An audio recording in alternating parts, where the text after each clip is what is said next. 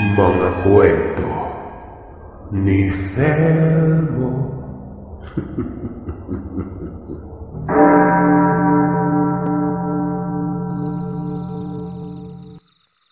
Mapagpalang araw sa inyo, Sir Seth. Ako nga pala si Donna, ng Summer. Ang kwentong ibabahagi ko sa inyo ay nangyari mahigit 1 dekadang nakalipas. Medyo nasa liblib pa kami naninirahang mag-asawa nang mangyari ang kwentong ibabahagi ko sa inyo. Kagaya ng ibang kwento, may kalayuan sa bahay namin, ang mga kapitbahay. Isang araw noon, kasalukuyan akong nagwawalis sa bakuran nang may marinig akong boses. Pamilyar sa akin ang boses na ito. Sandra. Kumunot ang noong nagtatakang sambit ko. Nang tingnan ko sa labas ng bakuran, ang babaeng nakatayo at may bitbit na malaking bag noon. Siya yung dating katrabaho ko sa Manila at alam kong hindi ako maaaring magkamali. Kahit na ilang beses ko pang ikinurap-kurap ang mga mata at nagbabakas sakaling namamalit-mata lamang ako. Siya talaga ang babaeng nakatayo sa labas ng bahay noon. Hinding-hindi ako magkakamali. Kahit na medyo may edad na si Sandra, Sir Seth, ay hindi pa rin nagbago ang pananamit nito. Kikay na kikay pa rin. Nakasuot ito ng bestidang pulat, abot hanggang tuhod yon.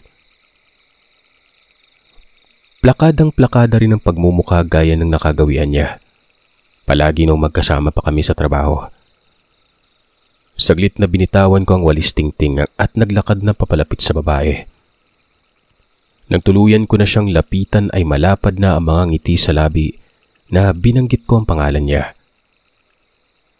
Ako nga ito, Donna. Si Sandra. Pasensya ka na kung nagulat kita sa biglaan kong pagpunta sa inyo. Wala yon. Ano ka ba? Bulalas ko't hindi makapaniwalang nakarating sa baryo namin ang kaibigan kong mahigit 1 taon nang hindi nakita. Masayang pinatuloy ko sa loob ng bahay si Sandra. Tinulungan ko pa itong bitbitin ang ibang gamit. Gawa ng parang nag-alsa balutan na yata siya. Nang nasa loob na nga kami ng bahay, tinanong ko siya kung bakit ang dami niyang bitbit na gamit noon. Pabiro ko pa siyang tinanong kung naglayas ba ito. Ayon sa kanya, kaya daw siya pumunta sa amin noon ay gusto niyang humingi ng pabor. Kung ayos lang. Oo naman. Ito naman para namang hindi tayo naging malapit na magkaibigan dati. Anong pabor ba yung hihingin mo? Wika ko. Sinabi ni Sandra sa akin na kakapalan niya na umano ang pagmumukha niya. Kung pwede ba daw siyang pansamantalang manuluyan sa bahay ko kahit mga ilang linggo lang. Gusto niya lang magpalipas ng sama ng loob. At syempre, takasan na rin ang asawa niyang walang ibang ginawa kundi ang saktan siya at pagbuhatan ng kamay. May papunas-punas pa ng mga mata si Sandra na akala mo may luhang tumutulo nun. Habang nakikiusap sa akin ito. Ako naman, dahil sadyang maawain at napaka-mamon ng puso ko, naawa ako sa kanya at walang pagdadalawang isip na pumayag. Hindi ko na nga hinintay ang asawa ko para tanungin kung papayag ba siyang manirahan pansamantala sa bahay namin ng dating katrabaho namin. Basta, pumayag na lamang ako nang hindi nag-iisip. Katrabaho din namin ni Sandra ang lalaking naging asawa ko, si Rafi. Umalis lamang kami sa trabaho noong napagpasya naming lumagay na sa tahimik. Ayon pa kay Sandra, mabuti na lang umano at natatandaan niya ang baryong binanggit ko na sinabi ko kung saan kami titira ni Rafi. Nung nagkaroon na nga ito ng lakas ng loob para layasan ang kinakasama niya, ako umano kaagad ang naisip niya. Alam niya kasi umano na hindi ko siya maihindian. Oras na humingi siya ng tulong sa akin. Pagkatapos niyang sabihin yon, walang pasabing niyakap ako. Nagulat pa ako nang gawin yun ni Sandra. nakalanghap ako ng kakaibang amoy sa kanya. Hindi amoy kilikili. Kakaibang amoy ang nalanghap ko't hindi ko maipaliwanag kung ano. Para hindi mapahiya ang kaibigan ko hinapuhap ko na lamang ang likuran niya at sinabihan siyang huwag mag-alala na pwede siyang manatili sa bahay kahit kailan niya gusto. Dito, tinanong ni Sandra kung nasaan si Rafi.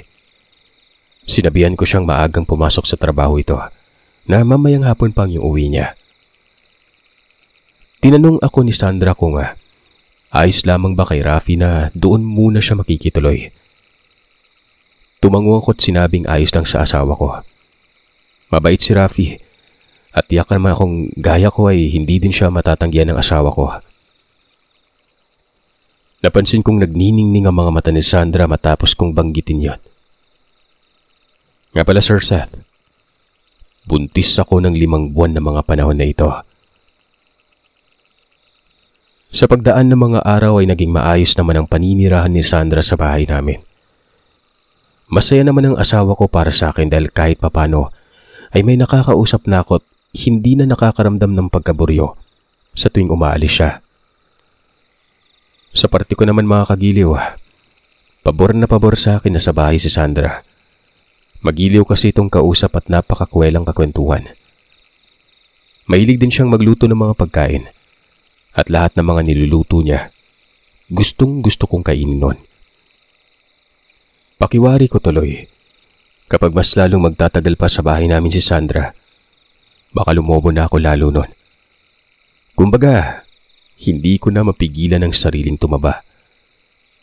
Sa tuwing nagluluto siya ay hindi ko mapigilan ng kumain ng kumain. Maging yung asawa ko, napapansin kong ganun din. Isang gabi nun, pasado 10:00 na yun nang maalimpungatan ako. Wala sa tabi ko si Rafi, kaya bumangon ako para hanapin siya. Sakto din naman kasing nakaramdam ako ng pag-ihi nun. Una kong pinuntahan ay ang banyo.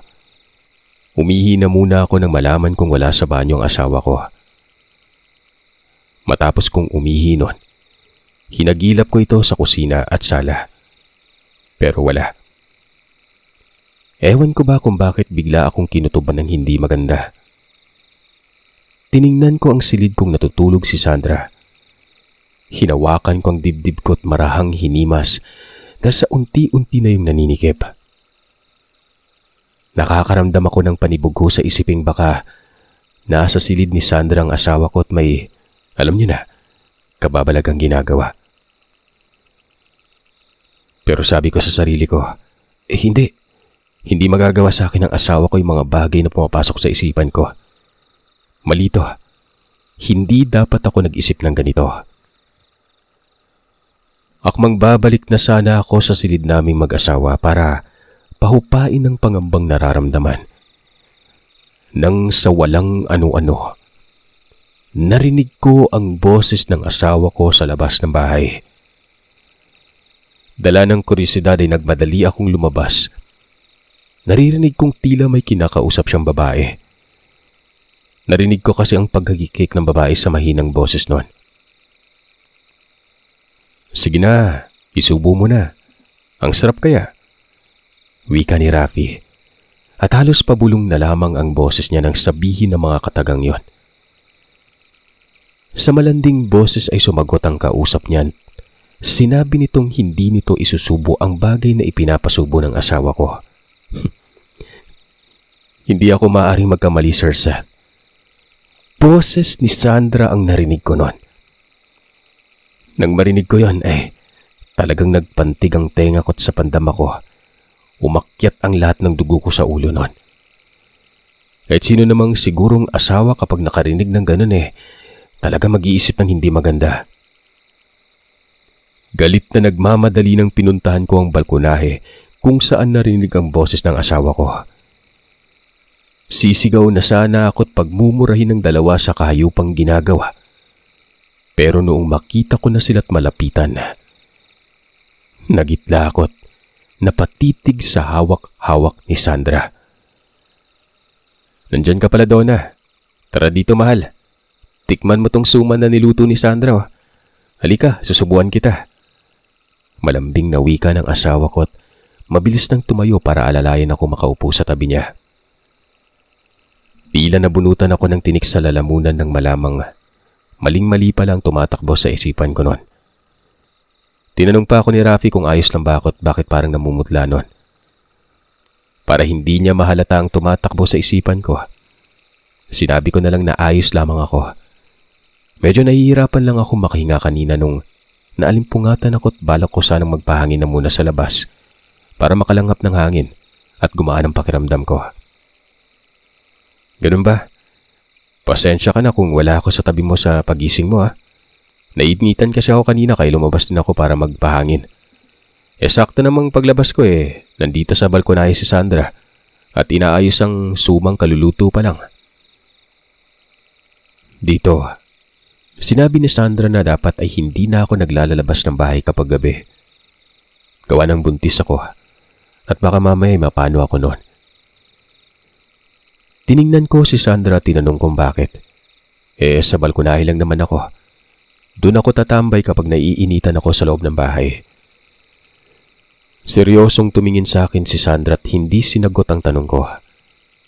Sa halip, ako ang tinanong niya kung naniniwala ba raw ako sa aswang noon. Umiling ako't sinabi sa kanyang hindi naniniwala.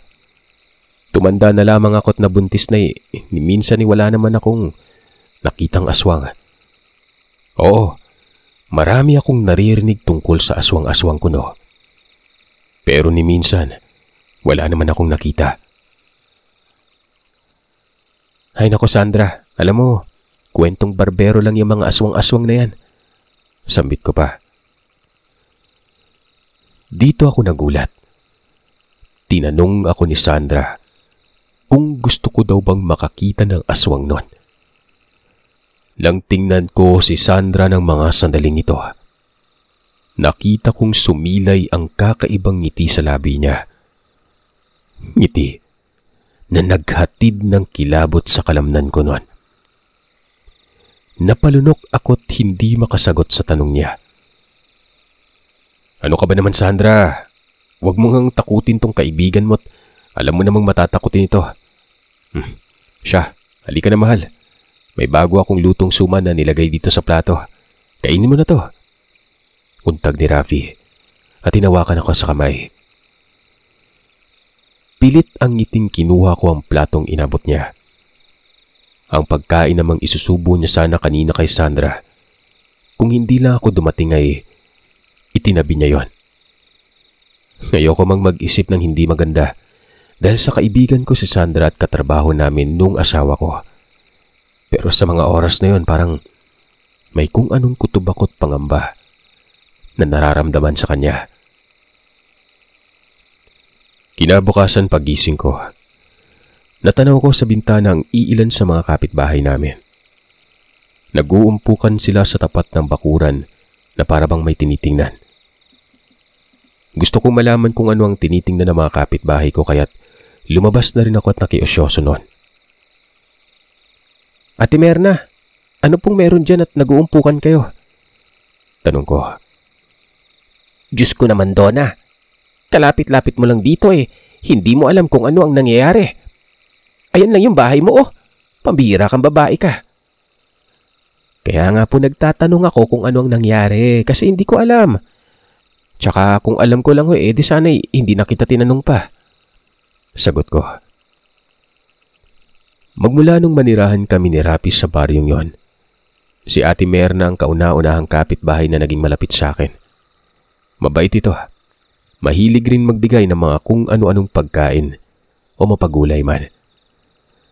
Palagi niya ring sinasabihan akong kumain ng kumain para lumusog palalo ang sanggol na dinadala ko. Nakabiruan ko din siya, kaya ayos lang na kung pabalang akong sumagot. Ayan kasi ang mahirap sa'yo. Hindi ka mahilig maglalabas ng bahay kaya hindi mo alam kung ano na yung nangyayari sa paligid mo. Umirap ang matandang dalaga bago niya ako sinabihang may pinatay na namang hayop sa lugar namin. Kaparehong kapareho umano ng pagkamatay doon sa hayop na namatay nung nakaraang araw. Warak ng dibdib na para bang pinilit yung wasakin ng matutulis na bagay. Pagkatapos, pinaghahatak ang lamang loob at halos masaid na ang dugo ng hayop na yon. May iilang lamang loob din ang nawawala at hindi mahagilap kung saan napunta. Hinala ng lahat ay hindi ordinaryong nilalang ang pumatay sa hayop.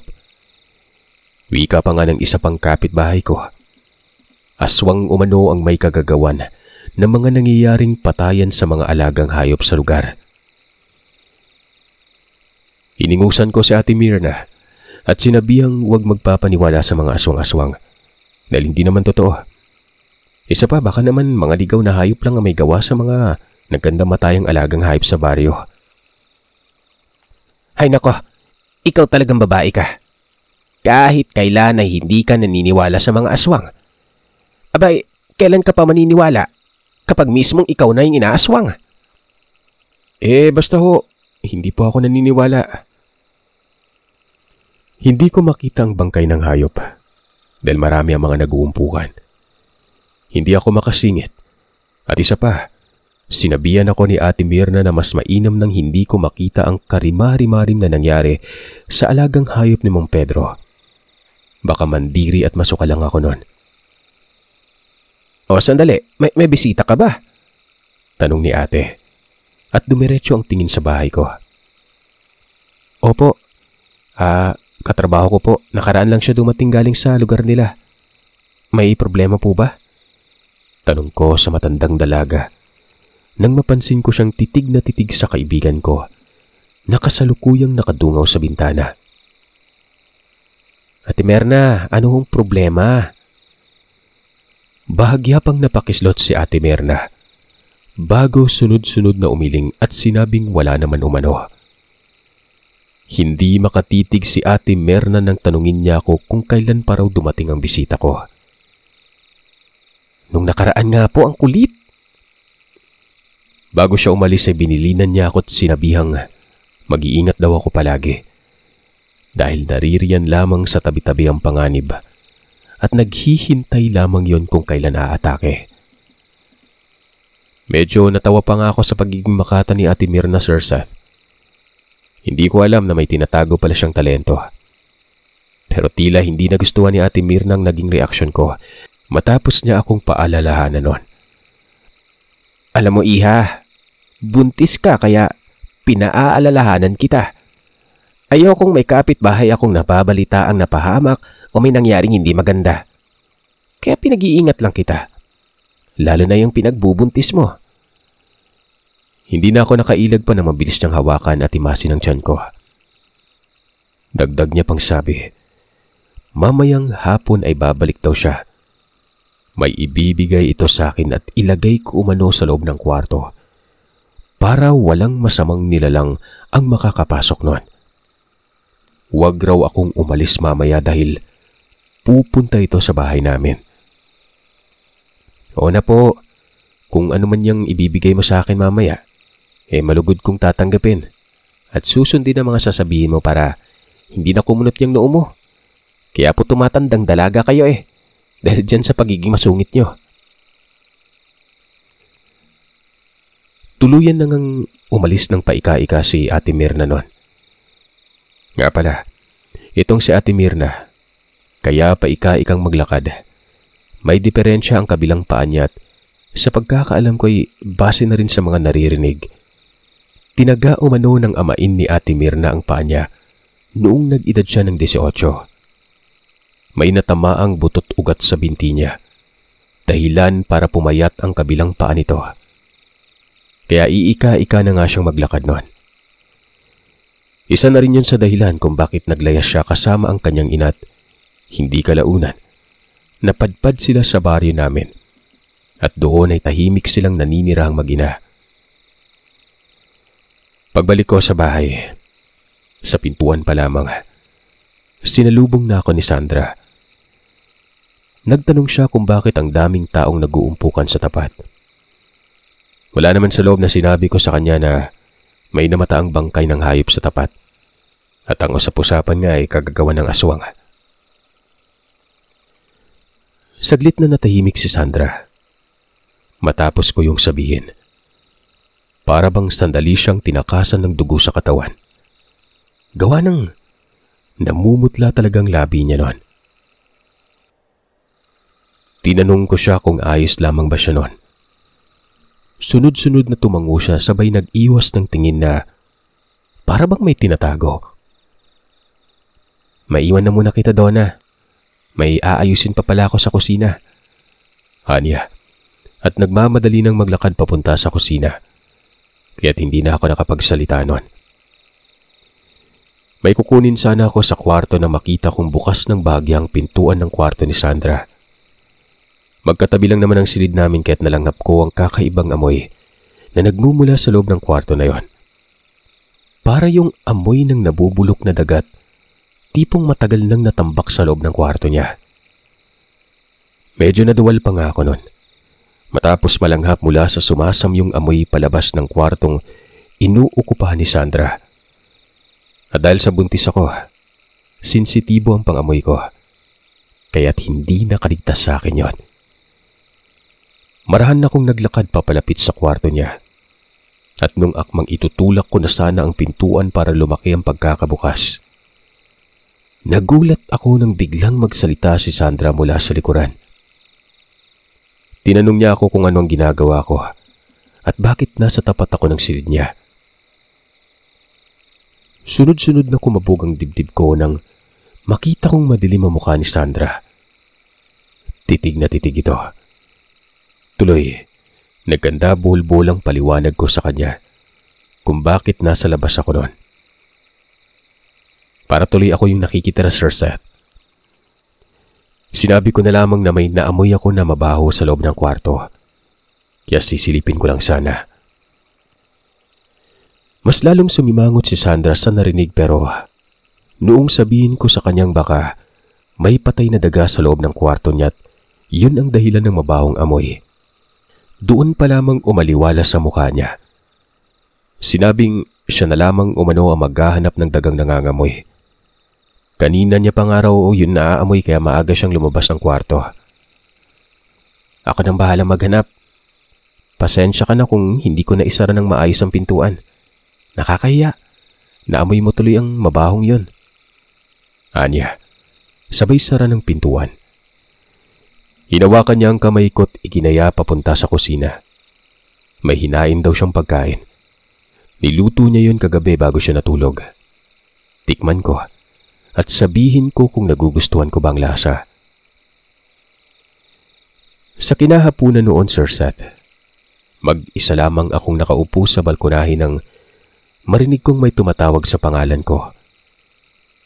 Mula sa labas ng bakod naming kawayan, nang silipin ko ay nakita ko si Ate Myrna. Malaki ang pagkakangisi niyang inabot sa akin ng botelyang may lamang langis na may iba't ibang ugat ng puno. Ayon sa kanya, tuwing magtatakip silim umano ay huwag kong kalimutang lagyan ng tiyan ko ng langis. Sa pamamagitan ng langis na binigay niya ay hindi umano maaamoy na mga malaing ginhawa ay yung mga mahilig sa buntis ang ipinagbubuntis kong sanggol. Kabilin-bilinan niya rin sa akin na anuman ang mangyari, huwag kong ilabas ng kwarto ang langis na binigay niya. Oras na maipasok ko na yon. Ewan ko ba, Sir Seth, kung bakit bigla na lamang ganon ang kinikilos na matanda. Parang aligaga. Paulit-ulit niyang sinasabi sa akin na para sa dinadala kong sanggol ang ginagawa niya. Isa pa, hindi lang daw akong binigyan niya ng langis nun. Halos lahat ng nagbubuntis na babae sa baryo ay inaabutan niya ng langis na ito at sinasabihan yun ang gamiting pamahid. Nagtataka man, tinanggap ko na lamang ang binigay niya at nagpasalamat para hindi na rin humaba pang usapan namin. Makulit kasi talaga si Ate Myrna. Matapos kong ang kunin sa kanyang bote agad naman din siyang nagpaalam. Inaya ko pa siyang pumasok na muna sa loob ng bakuran at magmerienda. Tumanggi ito at nagwikang may pupuntahan pa daw siya. Sa susunod na lamang daw siya dadalaw uli sa bahay. Saktong pag-alis ni Marna ay siyang pagdating naman ni Sandra. Galing siyang palengke dahil nagboluntaryo siyang siya na lamang ang mamamalengke nun. Manatili na lamang daw ako sa bahay dahil simula pa kanina matapos naming mag-agahang dalawa ay sumama ng pakiramdam ko. Tinanong ni Sandra kung sino ang aling yon. Ginuso niya pa ang matandang nagmamadali ng maglakad palayo. Sinabi ko namang si Ate Mirna, taga-baryo, pero sa bandang dulo nakatira. Tatanungin ko pa sana si Sandra kung bakit niya nagtanong. Pero hindi na natuloy pa dahil nagmadali nang maglakad papasok sa loob ng bahay ang kaibigan ko. Sumunod na lamang ako sa kanya at pumasok na rin. Paglabas ko ng kwarto ay sinalubong ako ni Sandra at inabutan ng minatamis nun. Magmeryenda na lamang daw muna kami't mamaya-maya na siya magluluto para sa hapunan. Sumunod ako sa kanyang pumunta sa kusina at umupo sa tapat ng inuupuan niya. Alam mo, Donna, pasensya ka na ha. Ayoko sanang isipin mong pinapakailaman kita. Pero ano kasi, kung pwede, huwag kang masyadong maglalalapit sa matandang kausap mo kanina. Hindi kasi maganda yung kutob ko sa babaeng yon. Saglit akong tumigil sa pagnguya at tumingin kay Sandra. Tinanong ko siya kung paano niya nasabi yon. Di ba, kakakita niya pa lamang dito.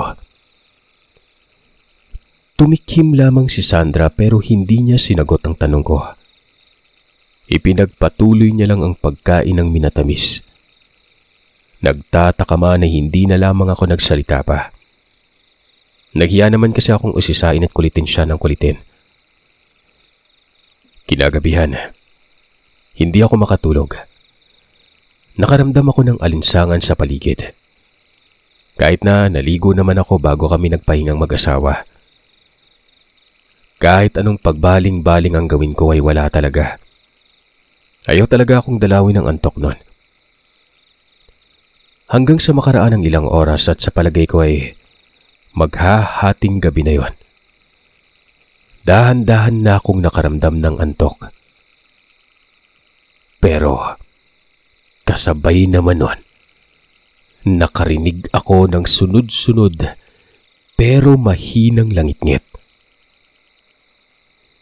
Hindi ko matukoy kung sa sahig ba nang gagaling ang langit-ngit na ito o sa may bintana. Lumalangit-ngit kasi yung bintana ng kwarto namin tuwing binubuksan ko yon o sinasara. Hindi pa kasi napalitan ng asawa ko ang lumang bisagra sa bintana. Gawa ng abala ito sa trabaho.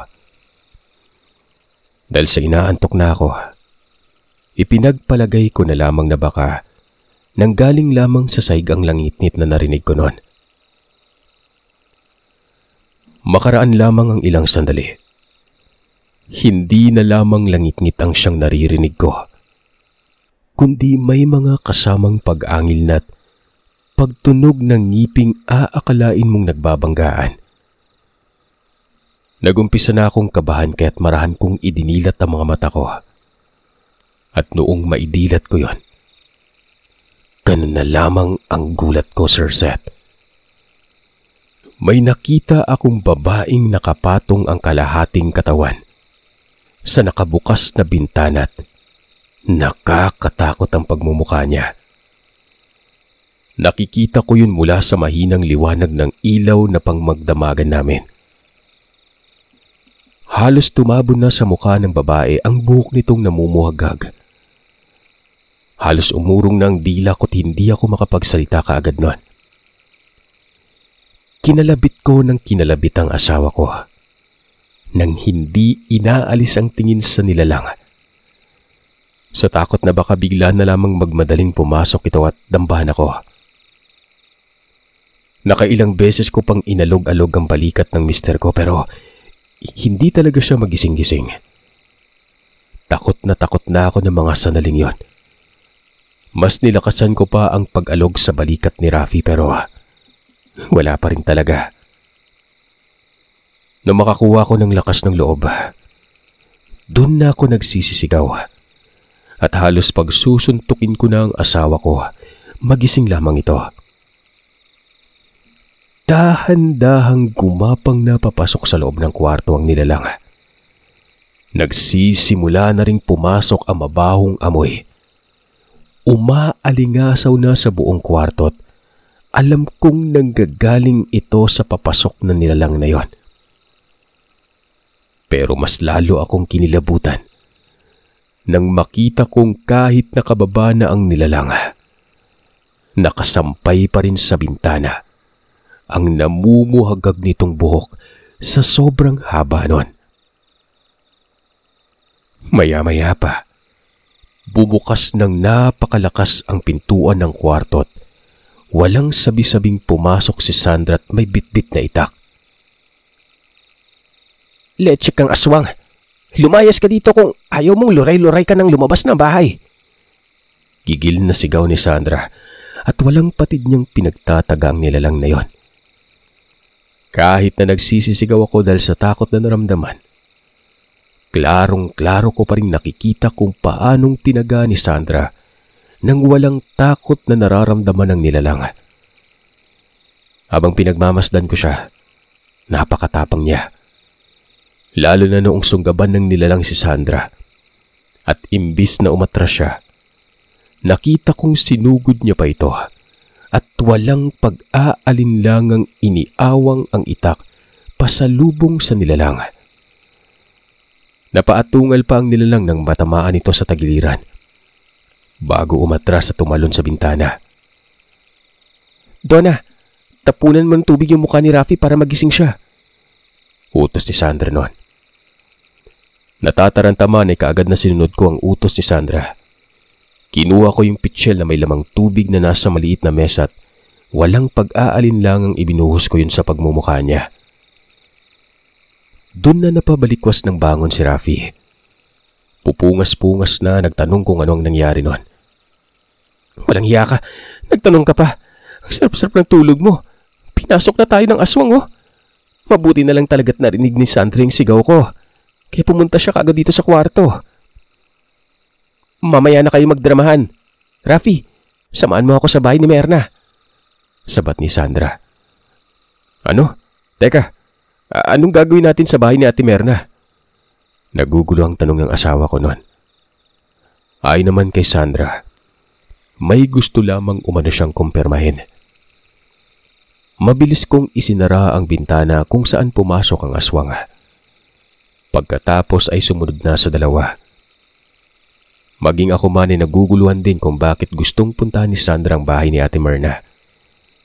Inaaswang na nga kamit lahat-lahat.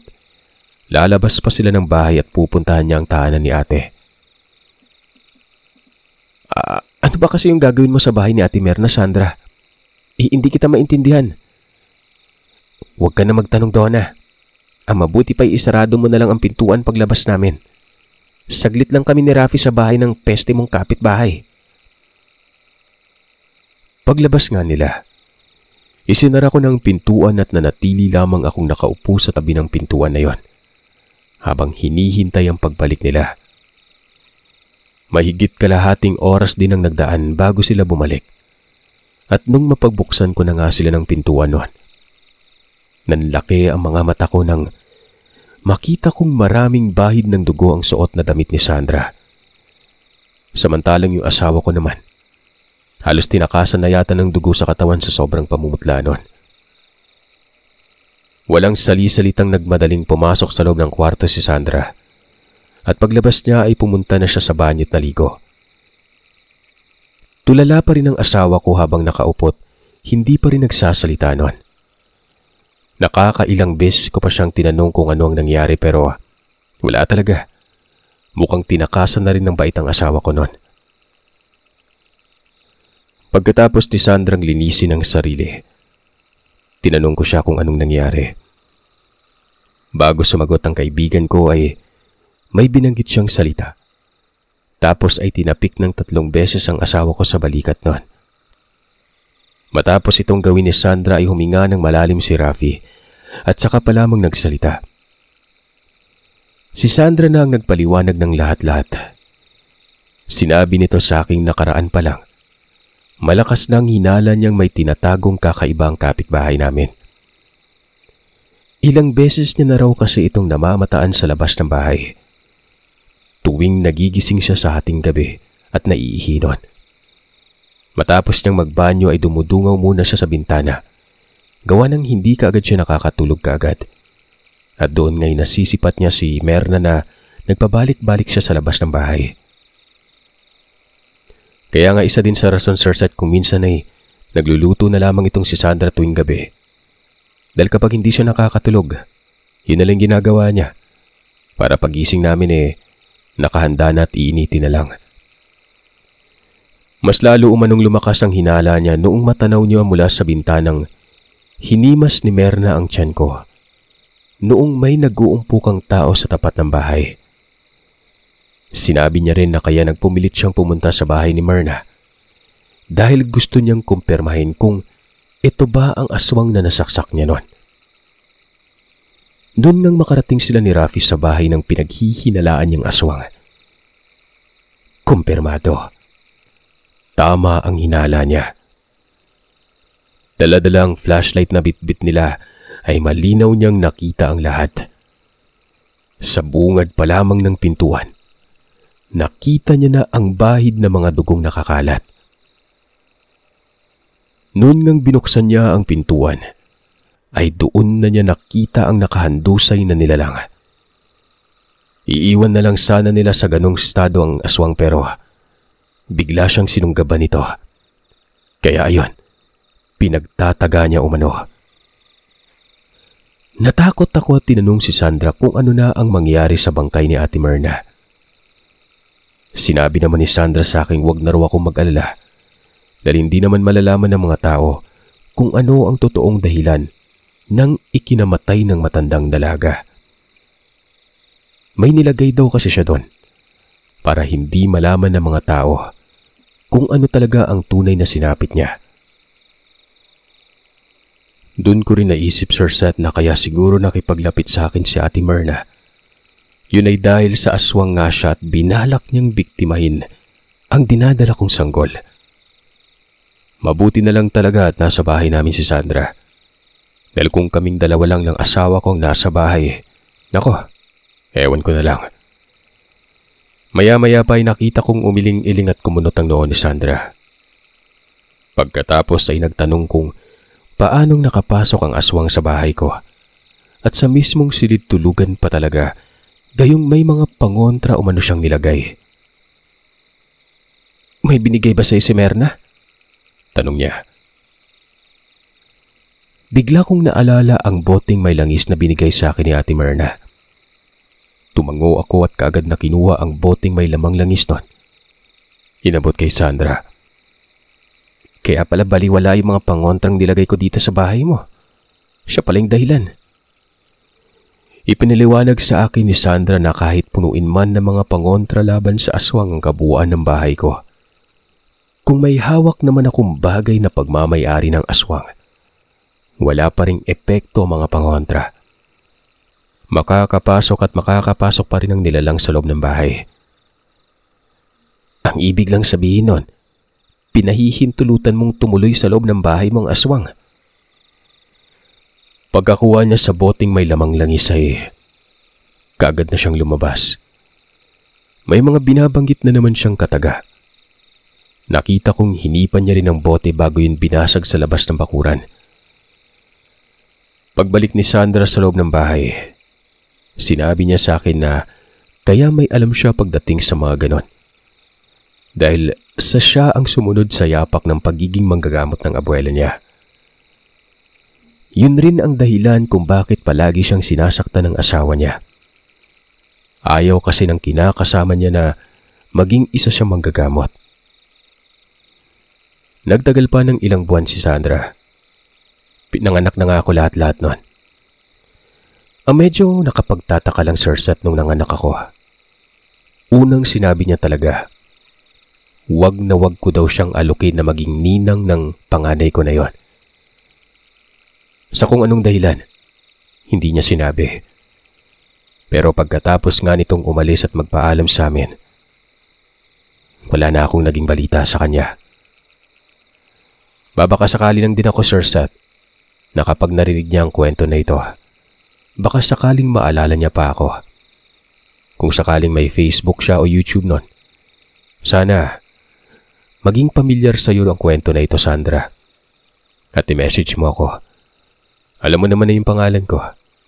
At ganun din ang pangalan ko sa mga social media account ko.